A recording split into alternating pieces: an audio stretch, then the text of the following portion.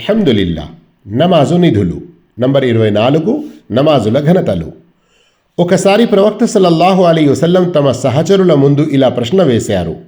మీలో ఒక వ్యక్తి ఇంటి ముందు ఒక కాలువ ప్రవహిస్తూ ఉండి అతను ఆ కాలువలో ప్రతిరోజు 5 సార్లు స్నానం చేస్తూ ఉంటే ఇక అతని శరీరం మీద మలినం ఉంటుందా?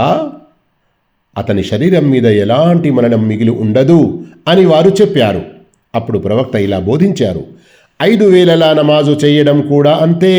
వీటి ద్వారా అల్లాహ్ 5 నమాజులను పాటించే దాసుని పాపాలను తుడిచివేస్తాడు. సహీ బుఖారీ 528, సహీ ముస్లిం 667. హజరత్ అబూ హురైరా రదియల్లాహు తను ఉల్లేఖించారు, ప్రవక్త సల్లల్లాహు అలైహి వసల్లం తెలిపారు, 5 పూటలా చేసే నమాజులు ఒక జుమా నుండి మరో జుమా వరకు, రమదాను నుండి మరో రమదాను వరకు, ఆ మధ్యలో జరిగిన పాపాలకు అవి పరిహారం అవుతాయి.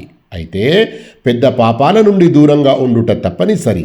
సహీ ముస్లిం 233.